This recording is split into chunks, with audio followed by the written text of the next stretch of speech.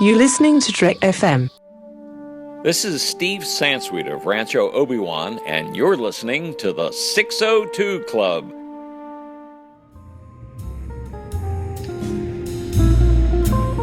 There was a little bar in Mill Valley where all the Starfleet trainees used to go. The 602 Club. You know it? I was there more times than I can remember.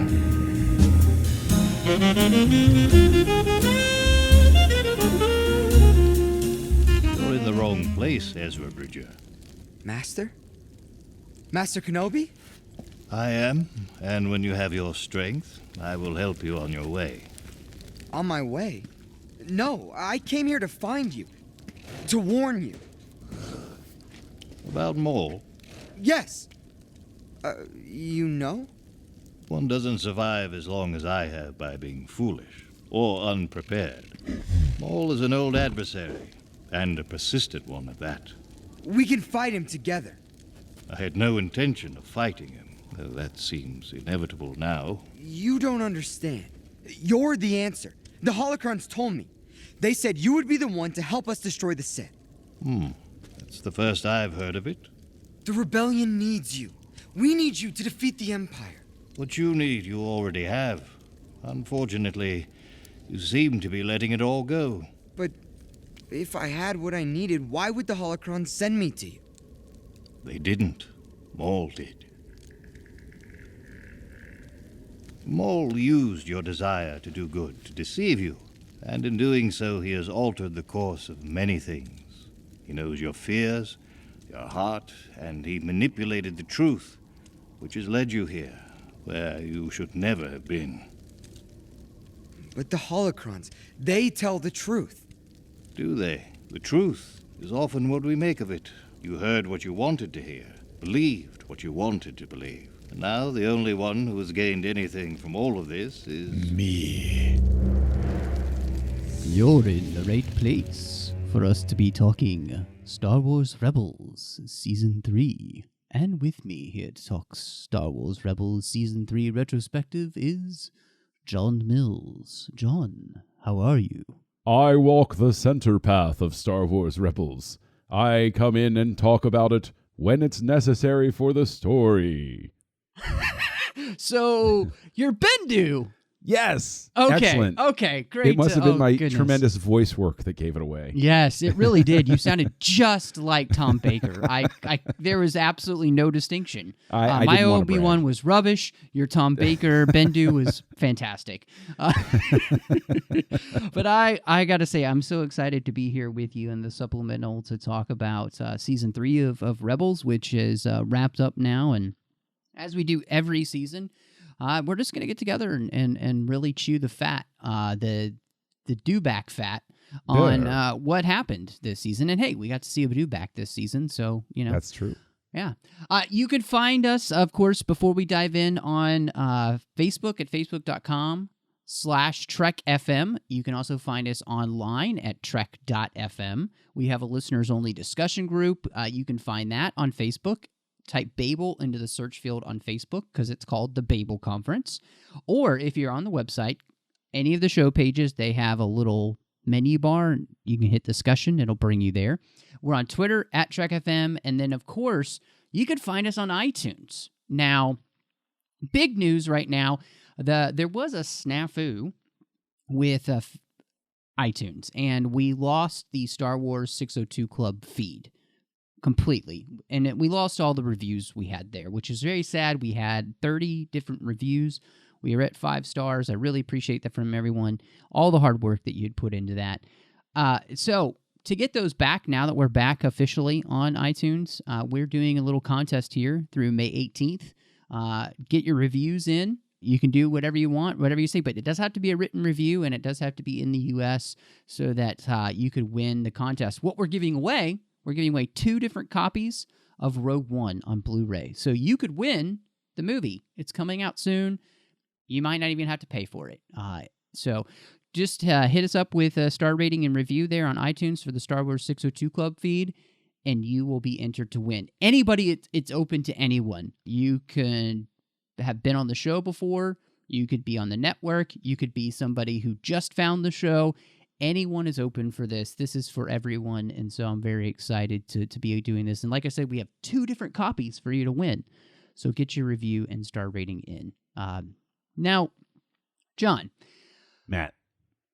I remember we talked about the opening for Season 3, and one of the big things, obviously, for this season was bringing in Thrawn. And now we're not going to walk through every single episode and talk about that. We're going to kind of cover some more of the deeper topics that came up this season. But I wanted to ask you, obviously, it's a huge deal to make this character canon in the first place. Beloved character by many people. I'm a huge fan. Now that we're at the end of the season, how do you think it worked? And did the hype live up to what we got story-wise for the season? I'm going to say no, it didn't live up to the hype. I would question whether anything really could that wasn't a season focused exclusively on Thrawn. Thrawn was an element of this season, and a very interesting one, and one that I loved every time they brought him in. And Kyner's theme song for him was amazing as well. Yes. It was just absolutely like a Dracula-esque sort of theme. It never would have occurred to me that would have been Thrawn's theme, but as soon as I heard it, I went, that's it. That's him. Perfect. The voice work was fantastic for Thrawn. The characterization of him, the writing, everything was great. And I think that sort of highlights the fact that when they hyped Thrawn, I was under the impression he was going to be the thing, the obstacle for the season. He was an obstacle for the season, but he wasn't the obstacle for the season. And that's what I would have liked to see. So, I mean, I'm not ragging on the character or the execution. I think it was all wonderful, but did it live up to the hype? No. I think you're absolutely right in the sense that I think so many of us that were major fans of the expanded universe, now the Legends line, I think it's inarguable that the Thrawn series, the first 3 that Zahn did, are considered by many, if not most Star Wars fans, to kind of be the pinnacle of what the EU was. Like, that was at its height, and the character of Thrawn and that creation also was kind of the pinnacle, because Zahn had given us a completely different character. We hadn't seen that kind of character before in Star Wars, that kind of villain for our heroes to face. And even in Rebels, I think it was very smart to bring in Thrawn as the villain, because he's different than Callus was. He's different than Constantine and Price and all of these other Imperials, and he's not an Inquisitor. Yeah. He's legitimately evil Sherlock Holmes. Yes. Yeah, Moriarty. He's Moriarty. Yeah, exactly. He is the Moriarty of the Star Wars universe. And I think what allowed him to kind of be the threat and be the menace is something that my friend William had said before. I don't remember if it was on his podcast, Ion Canon, or if it was just a conversation we were having, but he was saying, look, the great thing about Thrawn is that it allows you to have him, quote unquote, lose, but still win, because even in his losses, he's learning. And right. I think that was one of the things that was so neat about the season finale, is that he had put to use everything he had learned to stage this attack. And honestly, he would have won if a couple of things had not gone wrong that were not in his control. Basically, the biggest one being his own men not listening to him and obeying his orders. Right. I mean, or listening too stringently to his orders. Like, yes. What's interesting about Thrawn is they really cast a light on, and I don't think this was necessarily intentional, but I think in this context, bringing Thrawn into this specific context shows how a brilliant military mind needs a really well-oiled machine working beneath him. He can't possibly do everything by himself. He has to be able to trust that he's going to have intelligent commanders who are going to follow the spirit of his instructions as opposed to the letter. And then you have people who break it right out, so to your point, yes, he wins the battle if not for the incompetence of certain players. What's really interesting, though, that I think is easy to overlook with Thrawn is it's a clear move away from the Inquisitors and toward the more Star Wars universe that we're used to, where, or, you know, in the original trilogy, where Force users are so rare. You know, if the Inquisitors are gone and they're out of mind now with Thrawn, we're seeing the ascendancy of the non-mystical leader. Thrawn is that guy that is super brilliant, but he doesn't need the Force to guide him.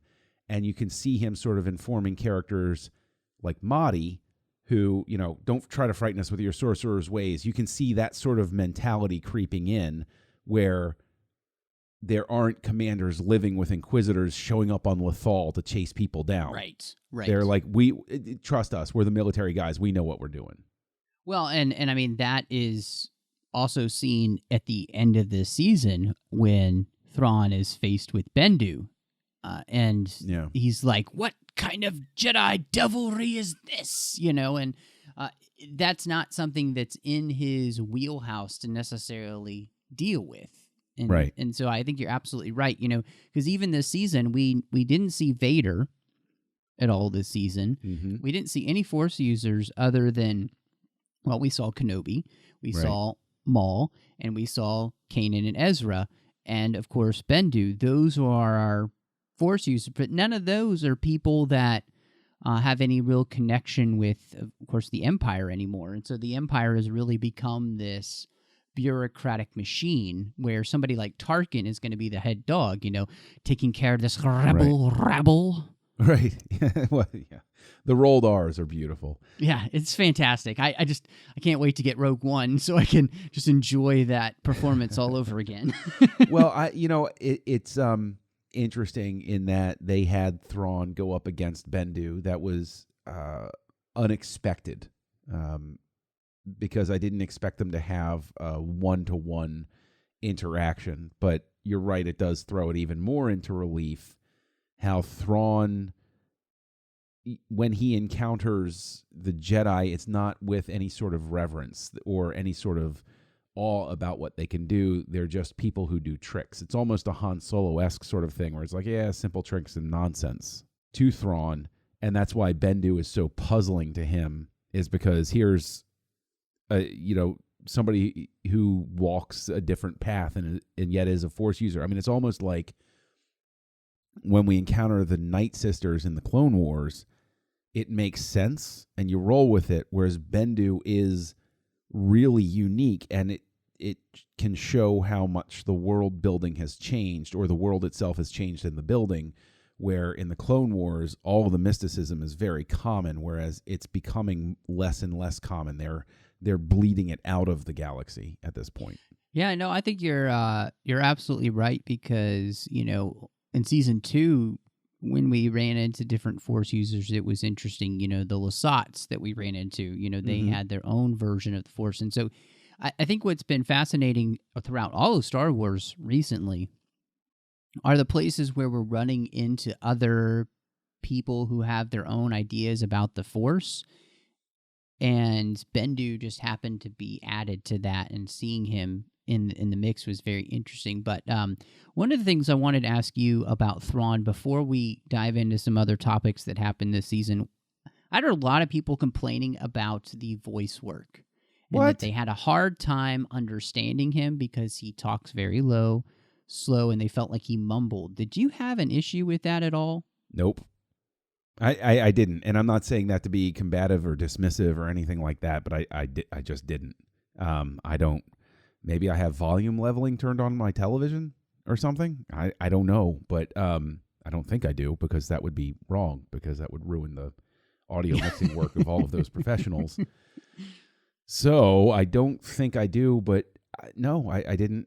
I didn't have any. Did you have any issue? No, I mean, I just heard that from other people talking about Thrawn, like for other podcasts or people I knew, you know, and for me, what I loved about the way that Lars Mikkelsen doing the voice work for Thrawn, obviously he's Mads Mikkelsen's brother, and he was in Rogue One, so they're both involved in Star Wars. Mm-hmm.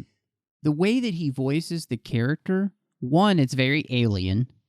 It has a very alien inflection. The accent is very alien, so it matches what they did a lot with the Clone Wars, where they'd pick an interesting accent to represent a specific species, like the Twi'leks being French and on and on. And two, when he talked, you had to pay attention. Like, he wasn't somebody who minced words. Whenever he said something, you had to sit up and pay attention to what he was saying. Right. And that's what I really liked about the characters. Like, he's not somebody who's going to be loquacious, even though Callus tells him he talks too much in the last episode, which was funny. But he doesn't talk a ton. But when he does, you really do need to pay attention because he's going to be saying something important. Yeah, I mean, it's a and this is interesting because it's because Mads Mikkelsen and Anthony Hopkins both played Hannibal Lecter, but Thrawn, his voice work is a lot like Hannibal Lecter in the fact that he always comes off as calm. He's just talking to you. He's just, I'm going to blow you all up, and I hope you enjoy the fact that I'm going. And to your point, it is an example of using the voice as an instrument for an actor, because when somebody talks low, you do have to sit up and pay closer attention. It's a way of making you pay attention without exerting any energy. Because when somebody talks low, you have to lean in. They're pulling you in, and Thrawn is the type of person that would do that. You have to pay attention to me, and if I'm not going to raise my voice. Yeah, because he's a man who's all about the details. Right. You know, like for him, there is no devil in the details because that's all that he cares about is the details, you know? He is the devil in the details. We'll just look at the eyes. There you go. Exactly. There you go. So one of the things, when we first watched the opener for season 3, we had this conversation together about this idea of Ezra, the Darkside, and Maul, and how all of this was going to play out throughout the season.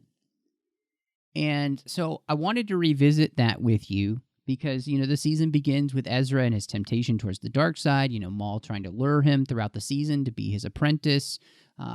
And, you know, it finally brings us full circle to somebody that we'll talk about in a minute because it'll lead us there. And you all know who I'm talking about, the one and only Kenobi. Kenobi!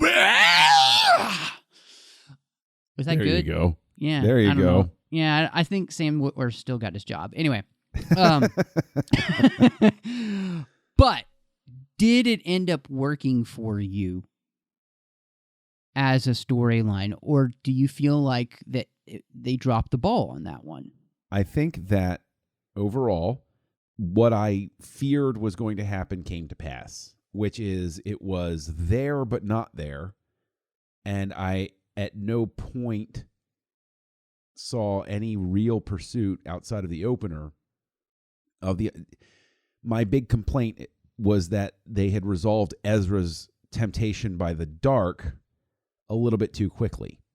Now you can argue, well, Maul stays in contact with them, and they have the holocron thing happen and all of that, but at no point does Ezra seem really tempted.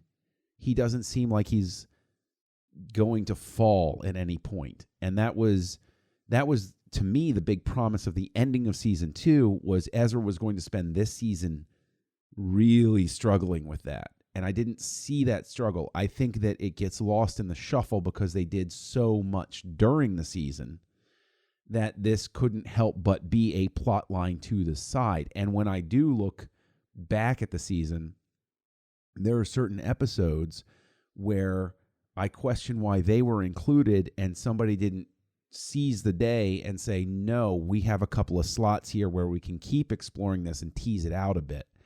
I think that it winds up spinning off enough and not getting enough attention so that when we do jump back in, it feels disconnected from what's going on elsewhere. So I did something that I didn't know if I'd get a chance to do, but I went back and rewatched the episodes that dealt specifically with Ezra and Maul and this whole thing. Yeah. Those main episodes are the opener, Steps into Shadow, the Holocrons of Fate. You have to wait all the way to Visions and Voices, which is quite a long time. Yeah, it is. Didn't they have the a season break between those? Yes, they did. And then you don't really pick it up again until Twin Suns. So there is this progression of the story happening throughout the season. Now, the problem is if you watch all those episodes in succession, it works. Mm-hmm. Because it feels more connected and it feels more like the story makes sense because all of those episodes have that theme. I think, the main problem here, and this is something that Rebels has suffered from, is they haven't realized that they're a serialized show, and they've pretended that they're not. So they will have continuing stories throughout the season, but there aren't enough threads usually throughout the different episodes that kind of remind you that that's happening. And so specifically with Ezra and the Darkside, any one of these episodes between, say, Holocrons of Fate and Visions and Voices, and that's 1, 2, 3, 4, 5, 6, 7 episodes. Any of those 7 episodes could have had hints of Ezra's struggle. Yes. You don't have to make it the main plot point. It could just be a thing that reminds you, is Ezra doing something that, Does he seem distracted? Does he seem like he's, somebody comes and they're like, what are you doing? Why? I've been calling you for 20 minutes and you find out he's, and he like shoves away the holocron or something like that. Right. And the problem is that in Holocrons and Fate, the holocrons are destroyed. So you can't have that. But what we could have still just little pieces. What we could have had is just any little bit in those episodes to show the way in which, the same way the Clone Wars does with Anakin, where it'll drop in some of those dark side moments. Right. Like I'm thinking of Voyage of Temptation, where Anakin stabs the guy in the back, and he's like, what? He was going to blow up the ship. It's a dark moment for Anakin, but he doesn't see it. The same thing they could have planted there with Ezra throughout the season so that by the time, Visions and Voices comes around, you get Twin Suns, that you felt like there's been a flow throughout the season of Ezra really struggling with this. I mean, because obviously he's been struggling with this connection with Maul, but maybe even just struggling with feeling darker feelings that have been coming out in weird ways. And, I think that's what would have helped. That's even, I think, a symptom of another problem is that this show was set up as Ezra's show. In the first season, there's no question that it's Ezra Bridger time. And he finds a slightly different place, but you're still spending a lot of time focused on Ezra's journey in season 2. In this, I really thought that season 3 became a continuity season. We're working in that we're purposely doing things to world build as opposed to follow a character's journey. And to me, that is a discordant note, especially for Star Wars, because the world building was always done within the context of a specific character's journey. Now, I know that we have multiple main characters. We have the family. And so I'm not saying that every single episode should have been Ezra's journey, period, and end of sentence. We didn't even do that in the Clone Wars. But there was so little focus on his turmoil, on his journey, that I really detected that shift from this is a character show to we're building a world so that we can get to a point. Maybe I'm unique in that view, but that's what I came away with. No, I don't think you're unique in that view at all, and I think that's exactly what's happening. And here's where I would say the DC TV universe does this really well, where they will bring in lots of different elements from the DC universe, but each show is about their main character and then the extended family and then the rest of the universe, right? Right. And now they're even all interconnected. So, I mean, there's a lot that they're juggling, but they find a way to make you feel the link between the character storylines each and every episode because they touch on those little points. You know, like that character, like say, let's take Arrow, for example, and Felicity might not be the main character for that episode, but they might touch on points with her that kind of remind you this is what's happening with Felicity, you know? Right. I think that's the thing that Rebels really needs to have happen, where they begin treating the show more serialized. And I know that's a hard thing to do with a kid's show, but it would really help all of these things connect better. And even just the world building itself. I mean, you know, we got Wedge in Antilles Extraction, and then honestly, I can't remember when the next time we saw Wedge was. I mean, obviously, I know he was in 0 Hour, our last episode. He was in, I think, Secret Cargo, maybe? He was in 0 Hour in, like, a flash. Yeah. There was, like, a mention. Oh, of course. that guy sorry. from- He was in Double Agent Droid, of course. Yeah. Well, yeah, which was, okay, yeah, that was the shining hour of the season. Yeah. Well, I mean, because he had to go to the fresher, and AP5 kept falling in there while he had to go to the bathroom. But that's an interesting thing because you say, you know, it's tough to do a serialized show with a kids show. Is this really a kids show at this point? That's a good question. The whole thing has shifted to appeal to the older audience. Yeah. And it's on, you know, Saturday nights when I don't, you know,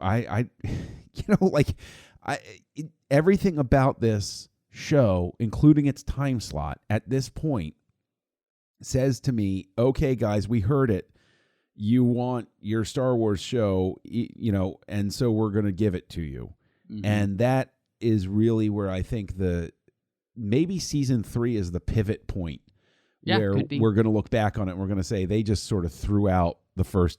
They didn't throw out, obviously, but they gear shifted so hard from the first 2 seasons that they said, you know what, we're just going to give you the world building you want so that you can watch Rebels and then plug in Rogue One and then Star Wars. Well, and it does seem that's where they're falling. I mean, even the very last episode, as they leave Adelon and escape, they're planning to head towards Yavin. Right. So, I mean, definitely. Well, I mean, and they even called Dodonna's fleet the Masasi fleet. Yeah, which was fantastic. I mean, who wasn't geeking out at that moment? I totally was. It was a good reference. It was a great reference. But I think the whole idea of Maul and Ezra being linked in this was fantastic. I think that was a great idea. But the execution for the season wasn't what it needed to be to make the impact once you got to Twin Suns what it should have been. Correct. I absolutely agree with you. And that's, agree. Yeah, and that's the main problem is not that I have a problem with how this all ends up at Twin Suns, because obviously I think everybody realized when they brought in Maul for Rebels, okay, we're going to end his story.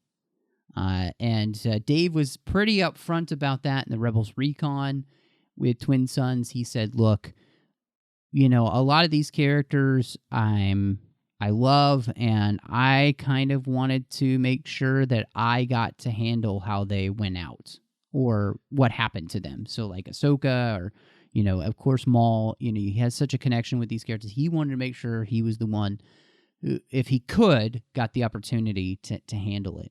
You know what bothers me though about I don't know whether it was in Rebels Recon or in another article that I read, but Filoni was actually quoted as saying that he checked with the story group to make sure he could do this with Maul, that there weren't future plans for him, and that bothered me. I'm going to say it straight out. It bothered me a lot because of the fact that I think that speaks to the lack of spontaneity, and I think that is maybe something that's leaking through, is that there isn't the great, expansive opportunity for the mind-blowing, unexpected moments. and I know we keep making reference back to the Clone Wars, but even the Star Wars movies themselves, back when they were, Lucas driven, there was a spontaneity. Every time I went in, it might have given me what I expected. It might have been fancy. It might have been this. It might have been that.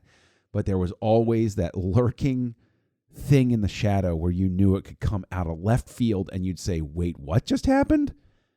And that's missing from this. And I think that's where the Clone Wars style of doing the arcs, especially in the later seasons, became such even they did it in season 2 with the Mandalorian arc. They did 3 episodes in a row, so it was uninterrupted storytelling, and so it made it an important link between each of them. And I think that much more serialized storytelling that the Clone Wars used when it was telling an important story where it linked them to all together in an arc was so important. And I think that would have really helped the Maul, Ezra, Darkside story feel much more important for the season. Because as I said, when I watched all those episodes together, it flowed much better because there wasn't all this other stuff getting in the way of making me forget that this was happening. And so much time passes to where I'm like, what? Oh yeah, that's right, because Ezra did the thing, because there haven't been enough reminders throughout the season. But even removing that, you can overcome that, and you can adopt that by saying, you know what, let's have this happen earlier. We're going to focus before the season break on these 2 things. And then after the season break, we'll focus on these 2 things. But I think that there's even... an even bigger storytelling problem is the fact that this comes off at certain key points as manufactured, as not, and this has always been sort of the warning bell that I like to think I've been sounding ever since Lucas sold to Disney was, is there going to be the art at work here? Is there going to be the willingness to say, just do whatever, and if you get a crazy idea, do it? Or is there going to be this domineering, no, we have to get these things done, and you are going to tell this part of the story within that? Now, to give credit to when things work, Thrawn feels really good. We've already said that. If you watch this, the thing that resolves with Twin Sons, and you watch them in quick succession, Twin Sons, everybody talked about that episode for a very specific reason, and it wasn't the resolution. It wasn't just the resolution of Maul and the Kenobi stuff.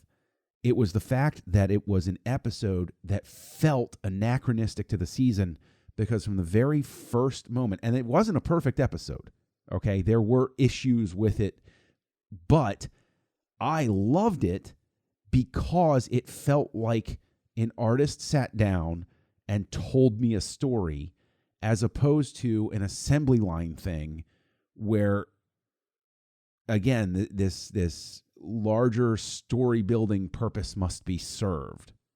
No, I really like what you're saying there, and I think this is the perfect time to talk about Twin Sons.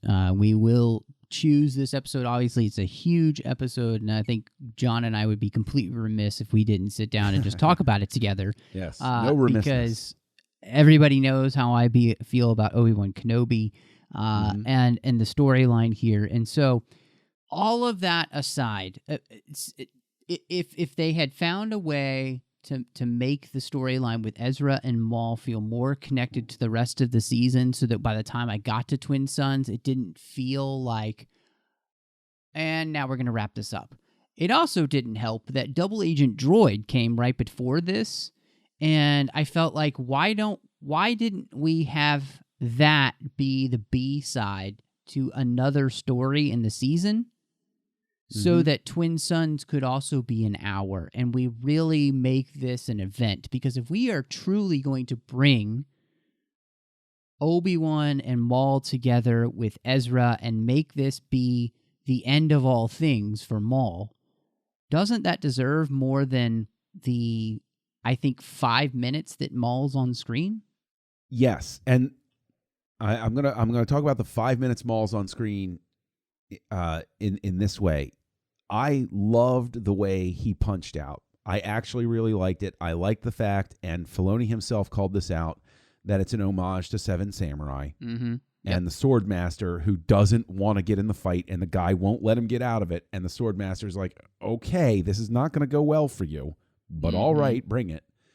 More screen time with Maul would have been better.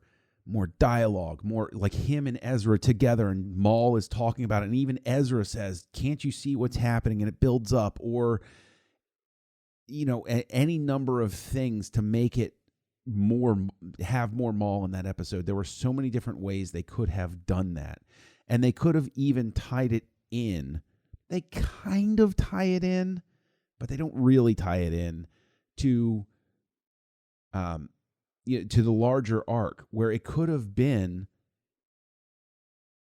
very easily Ezra running off and saying, I can bring somebody back, like making it feel like more of a part of trying to draft Kenobi into the fight, and Kenobi resolving the thing with Maul and saying, but I can't go with you, and I can't tell you why right now. Right.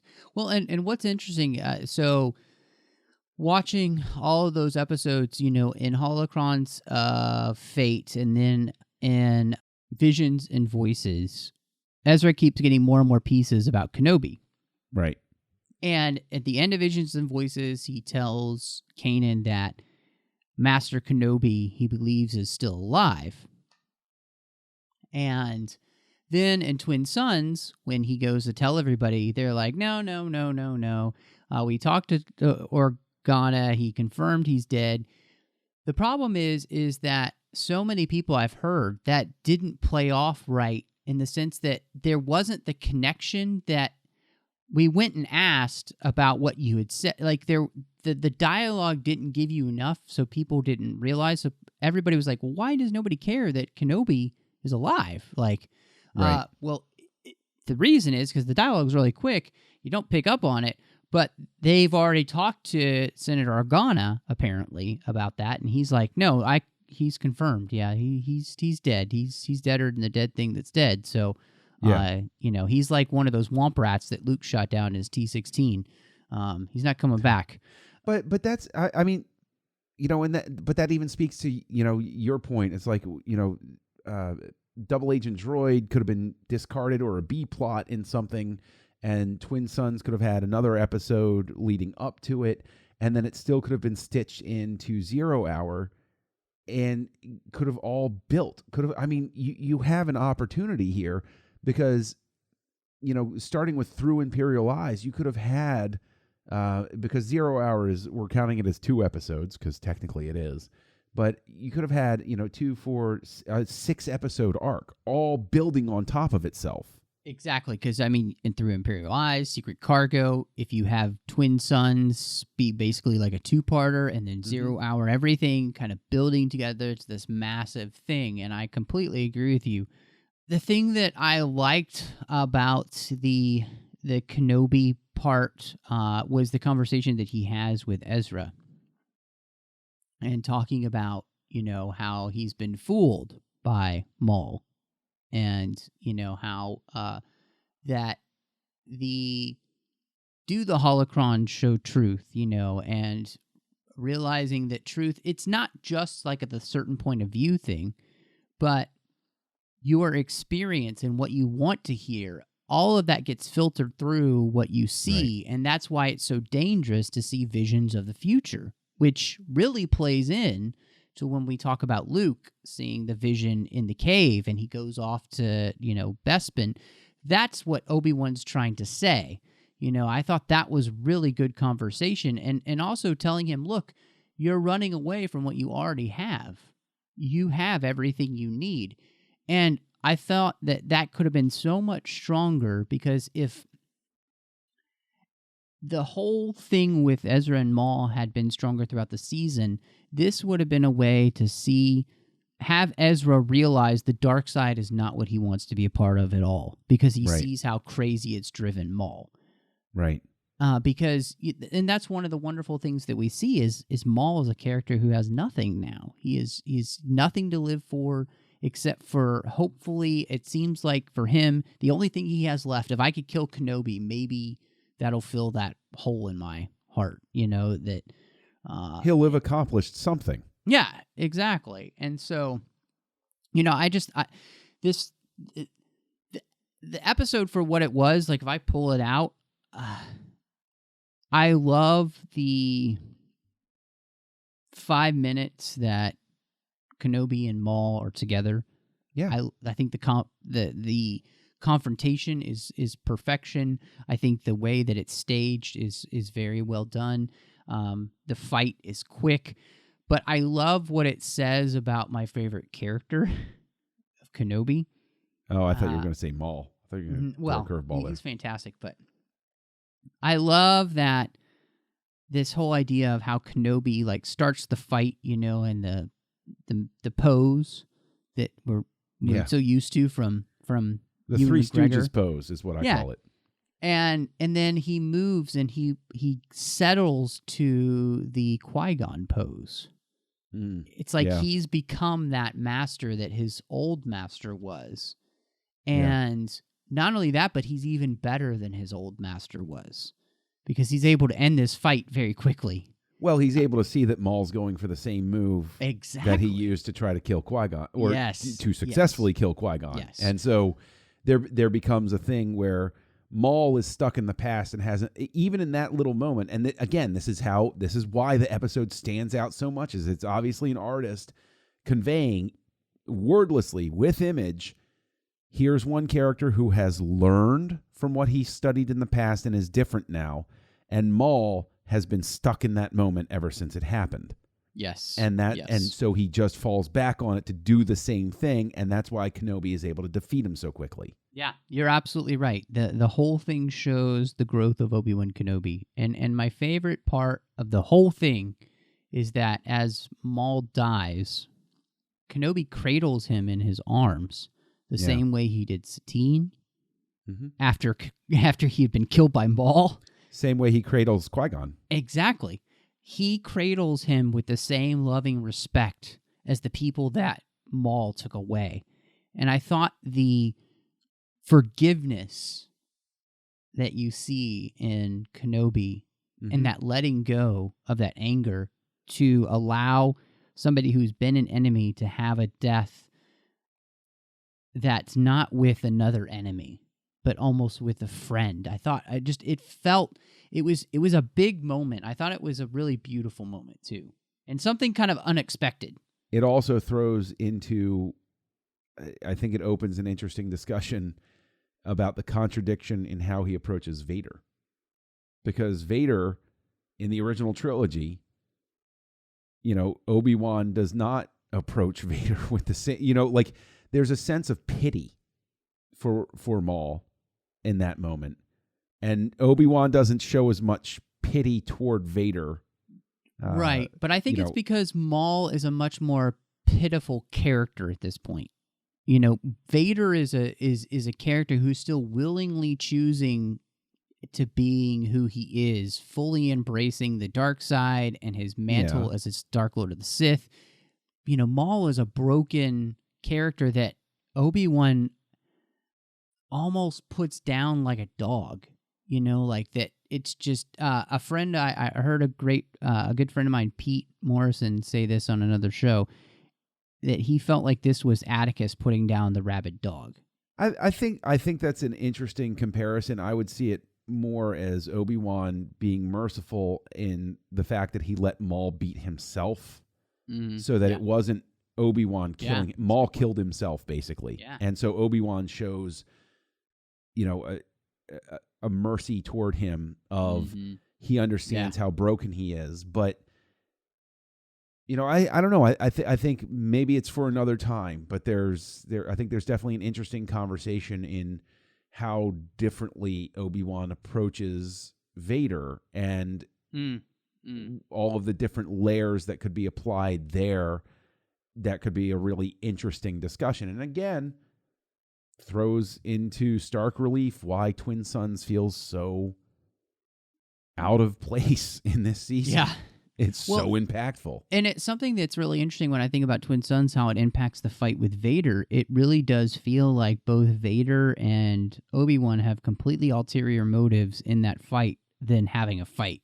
Yeah, I mean, I think that I don't think it takes away the fact that Obi-Wan is the master who can let Maul defeat himself, but at the same time, you can still watch the Episode 4 fight and see that when a more energetic approach is necessary, Obi-Wan is rusty with that. Like, I think that another director than Filoni could have very easily fallen into the trap of trying to make the fight with Maul more showy, which would have felt ridiculously out of place with where we see Obi-Wan in Episode 4. With this, I can completely buy that Obi-Wan can end the fight quickly, but he can't. It's almost like this is going to be a ridiculous comparison, but whatever. This is where my brain's going. It's like Tyson. Mike Tyson at the height of his power, so long as he could knock somebody out like in the first 90 seconds, he was great. But he wasn't a fighter that could necessarily go the distance by the time Buster Douglas got to him. And so there's it's right. It's just where my brain goes. And I can still see Kenobi at that point where if Kenobi had the opportunity in 2 or 3 shots to take Vader out, fine. But the fact is that Vader is never going to give him that shot. And so Vader's toying with him, and Obi-Wan is, well, anyway, I suppose another discussion for another time. And I'll just say this, and we can move on to one last thing about this Twin Sons, is I kind of have always seen that fight is that Obi-Wan is trying to keep Vader's attention. And I feel like Twin Sons does a good job of showing me that Obi-Wan could have put up more of a fight, but his goal is not to do that. His goal is making sure that Vader's attention is focused on him and him alone, and not what else is going on with Luke and Leia and Han, who are at this point trying to escape. I think that your love for Obi-Wan blinds you to the fact that he's not as good as Vader by A New Hope. I don't think that's the case after Twin Sons. That's what I'm saying. But we'll let the listeners decide. So hit us up on Facebook or on Twitter at Trek FM, or you can hit me up at MattRushing02, or you can hit at Kessel Junkie up. Let us know who's right, who's wrong, what you think, because we'll not settle this tonight. But this sounds like an aggressive negotiations episode. So yeah, it does. Last thing. Yeah. I don't think it's a controversy, but so many people made it one. But when he asks, "Is it the chosen one?" and Kenobi says, "He is." Do you think that means that Luke is the chosen one, or do you just think that means that that's what Kenobi thinks it means? No, I think that they've taken some of the fun out of it in the fact that the debate about who the chosen one was a lot of fun and was, a point of view contest in a sense. But I think that this is a clear indication that they're locking into the interpretation that Luke is the chosen one, and I think that winds up playing into Episode 8. And I'm going to go the opposite way because I saw Dave Filoni talking about this on Rebels Recon and saying, and I think Pablo Hidalgo actually answered this question as well, is that this is what Obi-Wan thinks at this moment. And it makes sense with what I know of Obi-Wan Kenobi throughout all of the films, and specifically 4, 5, and 6. Kenobi at this point thinks that the chosen one can't be Anakin because he's abandoned that. That's why he's screaming at him on Mustafar. You were the chosen one. You said that you would join this, destroy the Sith, not join them. So for him, I think he definitely believes that Luke is the chosen one that will bring balance to the Force. That's why he's out in the desert for 20 years, man, to make sure this kid's alive. And it plays in, to me, to everything that I see him say to Luke throughout the rest of the series of who he believes Luke to be. And that's fine because I think, again, it's a prophecy, and everybody can have their interpretation. I truly believe that Obi-Wan's interpretation of the prophecy at this point is that it's Luke. And I that's why think he says that what he they says. I think that they answered it as a dodge because they didn't want to get an angry reaction. I think that they are definitely going to lock in going forward to the concept of Luke as the chosen one. I think that as fans we can continue to debate it left and right till we're blue in the face, but I think that it's a clear indication of how the stories will approach it from here on out. Well, and I mean, honestly, I find that hard to do when Lucas straight up answered the question and said, no, Anakin is the chosen one. Even when he was Darth Vader, he was the chosen one. So unless you're willing to go against George Lucas point blank. Well, I mean, again, that's a whole other question as to whether they consider themselves bound to that. They're they don't, they consider it theirs now and not necessarily his. You're absolutely right. They can do whatever they want with it. It'll be interesting to see if it happens. That's my reading. That's your reading. We'll see what happens. Yeah. This truly is, with prophecy, it is a point of view thing. And so, I don't know. Bendu. So, a really interesting character that we got this season. And the more I saw him, the more I realized this is basically just like a surly Tom Bombadil. And a character who's outside of everything, doesn't care about anything else, is in his own little world. He legitimately has his own world until the rebels come and disrupt his nap. It feels like basically all he wants to do is nap, and people keep waking him up. That's what Dave said. I thought that was funny. But, so the most interesting thing, the aspect of this character came to me at the end when we kind of do Deus Ex Bendu Ex Machina. Bendu Ex Machina, I like it.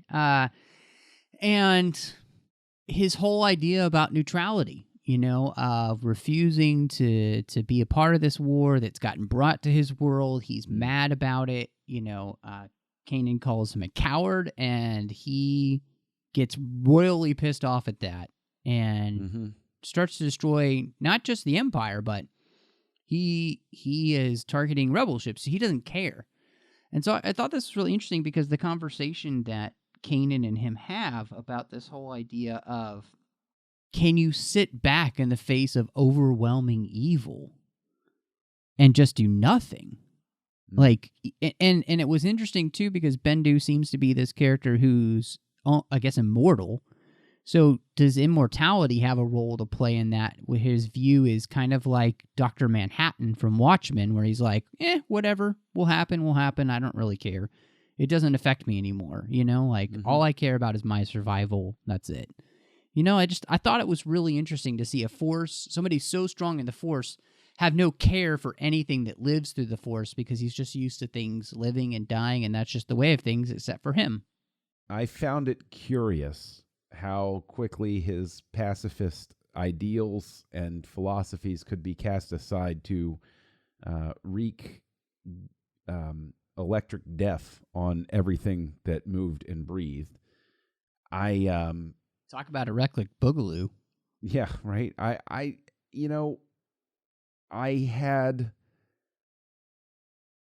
did not care for the way they resolved the Bendu, specifically because it was Bendu Ex Machina. The only way it came across to me that they thought that the only way that they could get themselves out of this bind was to have Bendu get angry and spurred into action. Okay, all right, that's where you see your way out of this corner, but there were better ways than having somebody say, "Oh yeah, McFly, what are you, chicken?" And then Bendu saying, "I'll show you." And it just didn't work for me. I'll be honest. I mean, as neat as it is to see somebody become a giant storm cloud and start killing everything, there is that dark side of me that is, that's kind of, giggle inducing, because it's like, oh, cool, a god is at play. Raining down the hellfire and brimstone. Right, exactly. But it just didn't, I mean, everything we knew of the character up to that point, for a simple insult to have spurred him into action like that, really just didn't ring true for me. Well, and of course, he insults Kanan right back, saying, maybe the Force was right to have let the Jedi and your kind die, to extinguish your light from the galaxy. And you're like, oh, okay. Well, I see where, to me, it was a fascinating character and introduction to a new type of Force user. I mean, talk about, with the Force priestesses we got in the Clone Wars and Mortis, somebody like a Maz Kanata, all of these interesting aspects. And, when Bendu was originally introduced to us at the beginning of the season, he reminded me so much of the whimsy of the things that George would create. Like, this seemed like that kind of thing. But the way that he's used, I completely agree with you. At the end of the season, it just seems like we write ourselves in the corner and Bendu's the magic, potion to get us out of it. And it doesn't... Or even if Bendu is going to spur into action, as much as we know it's a trope, as much as we know that it is something we can sort of expect from this, it's okay if you have it be the Empire, somebody in the fleet saying, there's some sort of large life force over here. Do you think that we have some sort of reading over here? Do you think they're bringing something online? Better safe than sorry. Start shooting at it.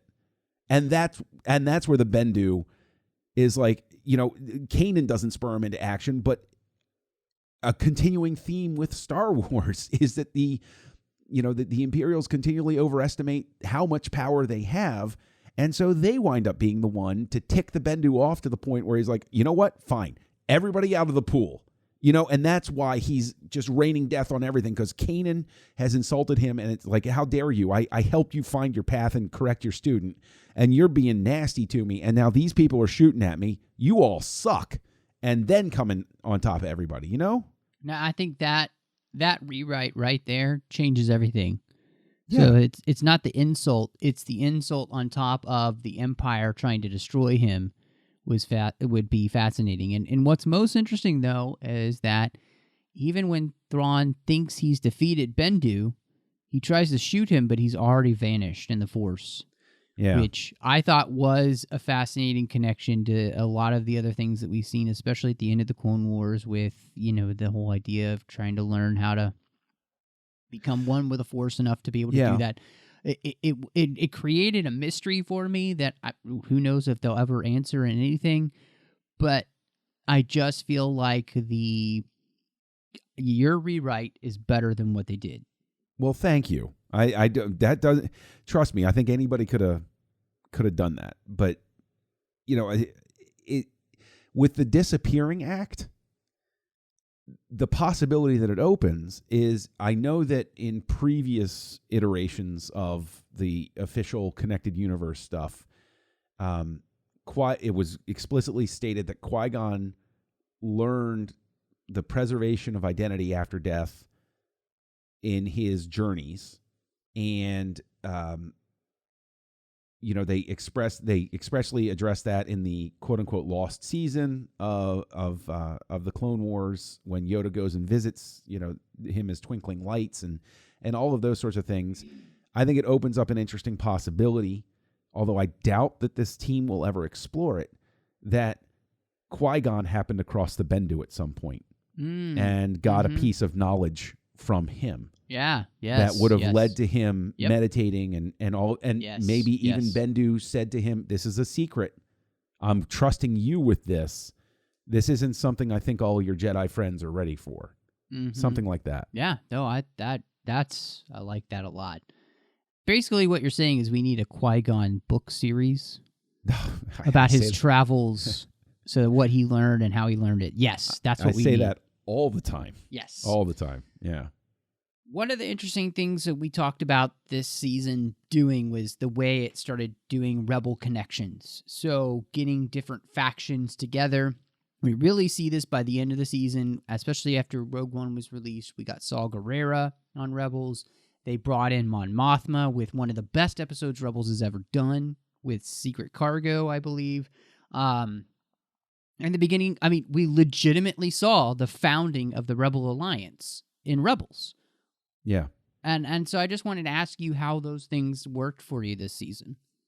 Oh, I mean, in terms of the world building, I thought it was successful. It was, yes, it's neat to see Mon Mothma resign from the Senate and declare that we're a Rebel Alliance now, and we're an official force. We're not just a couple of ragtag groups. We're uniting and we're doing our thing. Seeing Saw was great. I liked that they brought him in, but I also, because of the timing of the episode, I guess, and the fact that his arc was so short in duration, that it really came across more as almost like a marketing ploy to say, hey, did you like Rogue One? See one of the characters that wasn't in it very much, and here he is in this show. That felt like a marketing connection. Maybe it's just the timing of it that made it seem that way. But it was so short duration. I feel like Saul sort of gets short shrift in both the. It's like, hey, give him some love, man. Come on. I totally felt like that until they, at the end of Rebels Recon, they were talking about what's coming up for season 4, and they said that Saul and Mon Mothma will definitely be back, and you'll start to see the things build upon that lead to that split that you see in Rogue One, where they're not working together. So I was really glad that we weren't just a two and done with Saw Gerrera. Sure. That he's actually going to be back. I think that's fantastic news, because otherwise you were exactly right. You're like, oh, really? That's all we're going to get? That seems kind of. Yeah, I mean, I mean, even that little tidbit, knowing that, just speaks again, I think, to sort of some of the problem with Rebels finding traction. Is just like, I remember we talked about this, where with season 2 it was like, oh, hit and miss. Okay, it was good. Okay, and let's lose. And oh, hey, the ending was phenomenal. I can't wait for season 3 and see. Okay, like it's almost like there's this continual promise where they're always saying to us, hey, but next season, wait until you see what we do. Right. No, I think you're absolutely right. And I think when you look at some of these episodes, you could have lost them and done some more important things. And, I'll mention here, Dave talked about specifically with Double Agent Droid, where he said, I know some of the fans like to call these filler, but, and he's absolutely right. It was a filler episode that didn't need to be there. And though, what I think we've always said about Rebels is, look, you're at this point where the history is so monumental, you shouldn't be wasting time with non-essential episodes, ones that don't have an impact to your characters, really, or to the rest of the saga. So just give us mythology of Star Wars, because at the time period you're in, that's what we care about. Right. And I think when you get an episode, even like you said, it wasn't everything you want it to be, but you whet the appetite for Saw Gerrera, or you bring Mon Mothma in, you have her resign from the Senate, and you begin what we know as the Rebel Alliance over Dantooine. It just the things that are just little geek boys and girls are just squeeing in their seats as that happens. That's the kind of stuff that we love, and connecting our Rebels now with this is, I think, a fantastic thing. But don't forget, the best way to do that is to make the storylines weave in and out of each of the different episodes, so that it feels more connected, because it is all connected. Remember? Well, I mean, it's all connected. What's funny though is about that Secret Cargo, that episode where the founding of the Rebel Alliance was. I thought that was neat, but I'll tell you, the thing I liked better was when they ignited the gas cloud and set the Star Destroyer on fire. That was awesome. Like that was awesome. That in all honesty, that's what I think of first with that episode. And so the Mutara Nebula battle that they had. Right. Yes. I mean, that is cool, man. Yeah. And I don't know. I don't know if there's some part in me that I think your point about weaving it together better is really the overarching point, because there is just something. I should think first of the Mon Mothma speech, but you gave me something actually so much visually cooler right beforehand that's what I want more of, and not, like it's. You gave me two awesome things in a row. Yeah. Maybe you should have spaced that out a little bit. Oh, man, I totally hear you. One of the things that I really liked is them finally picking up on the Mandalorian connections with Sabine and finally giving this character something to do. Yeah. And I really have to say, I enjoyed the Trials of the Darksaber and the Legacy of Mandalore episodes very much this season. And finally getting to dig into the character of Sabine, and specifically in Trials of the Darksaber, which I thought was one of the strongest episodes that Rebels has ever done. And it's such a small episode, but it's so impactful. Like we were talking about, it's an episode where we're carrying on a story, but it's focused around a character and really digging into that character. And I, for the first time, cared about Sabine when she tells her story to Kanan and is beating the crap out of him while she does it. With the Darksaber, you feel the pain and the hurt and the anger and the frustration and everything for that character that I mean, I don't know about you, but I got a little misty.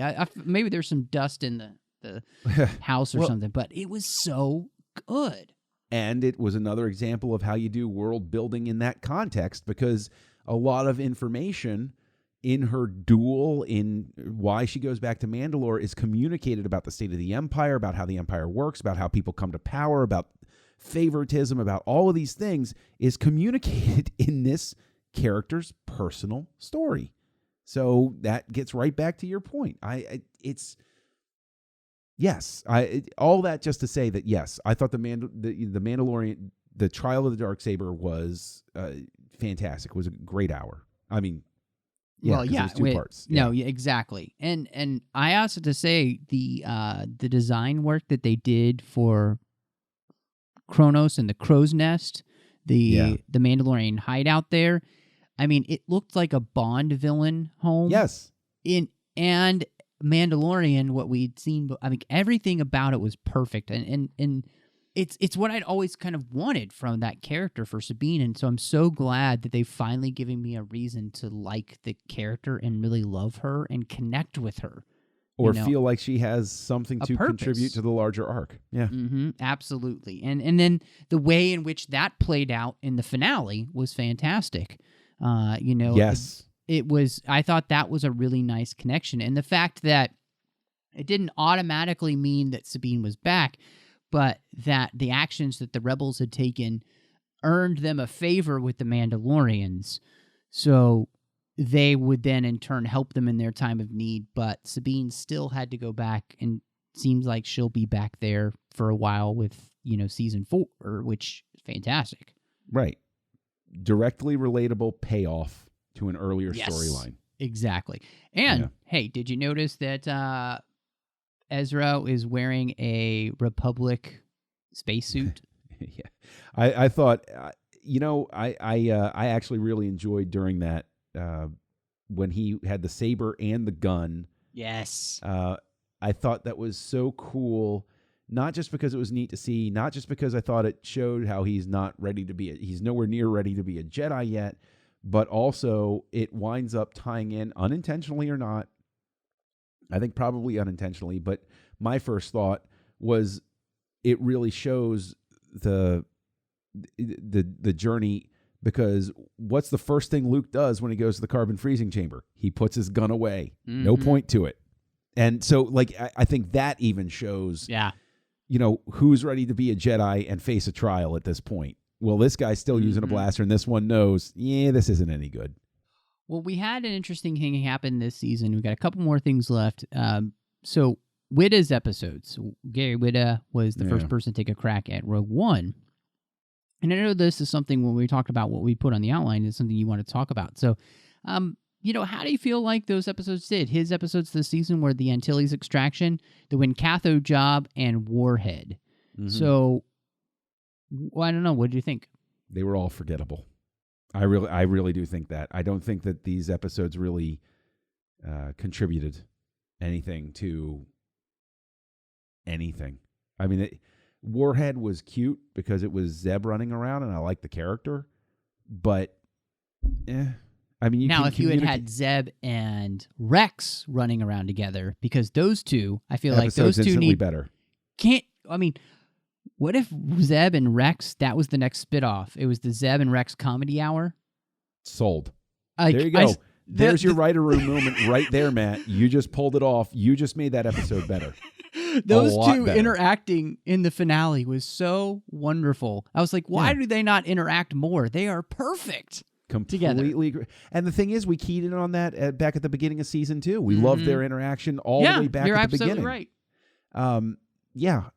And they even referenced that about, hunting the, I can't remember the name. I'm a bad Star Wars fan. Everybody can tweet me what it was that I missed. But, anyway.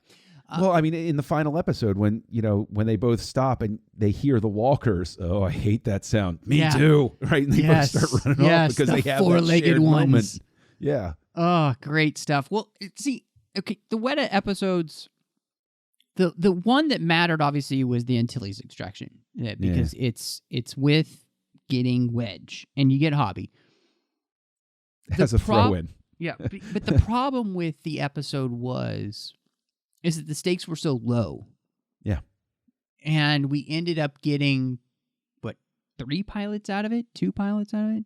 2 pilots, I think. And maybe. So... No, because Sabine was in the 3rd ship. Right, you're right, yeah. And so it was frustrating is that the episode was basically just fan service. Hey, this is how Wedge becomes part of the, whatever. And I think that's what didn't work for me there. And the When Kathu job, I like Hondo, but that was a throwaway episode that was completely unneeded. Warhead was, like you said, it was fun. I enjoyed that. As filler episodes go, I thought it was actually one of the better ones because it was a subtle reference to the ways in which Thrawn is trying to find out where these, rebels are. Yeah. But really, that's the biggest connection. The rest of it's just kind of Well, I mean, the fact that you threw out there just now, it should have been Rex. Yeah. Now I can't go back and watch that episode because if I watch that episode again, I'm going to be sitting there saying, this you put Rex in there with him, with the droids. It would have been great. Yeah. I mean, Rex having to work with clankers again, basically, just AP5 and... You basically just wrecked the only one of those 3 that I was giving any love to. I'm so sorry, man. Well done, Matt. Well done. Well, let's talk about some hope. Season 4, they've renewed it, and I'm actually quite excited to see what they do have coming up. And so I wanted to ask you, kind of looking forward and what we had this season, what do you hope to see in the upcoming season? Thrawn. I want more Thrawn. I want Callus to become a player who goes up against Thrawn. Because I really liked what they did with Callus's character. Yes.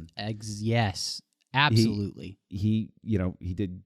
I really liked him by the end of the season. It was really, I liked him before that when he was a villain, but I like the fact that you have an actual character who grew. And any more David Oyelowo that you can have is, that guy is fantastic. So I completely and 100% agree. So more Thrawn, plenty of Callus. To speak to your point, I want Zeb and Rex constantly together as a buddy comedy. Totally on board with that. And I want a clear idea of Kanan's fate before Rogue One. That's my biggest hope because there is still a dangling question for me of there wasn't a Jedi in the fleet before, they go, obviously Mon Mothma knows who Kanan is. Bail Organa knows who Kanan is. Would they, the fact that in Rogue One, it's a big deal that they're going out after Obi-Wan. It's, in a sense, the resolution of Kanan's arc, and maybe even Ezra's, before we get to the events of Rogue One, is just as important as tying up the Maul thing, where it's these things all connect and they all exist just out of sight with the main movies, but there's this need, I guess I'll say, to have them resolved before it could potentially impact the movies, so that we don't ever have to be the Star Wars fan that looks at my wife or my kids and say, "Oh, well, what you need to understand is this happened." No, that's why you need to resolve these things before the movies come up. So that's what I'm hoping. I mean, if season 4 is it, I need that resolved. Yeah. Well, and if season 4 is it, I think that would definitely happen.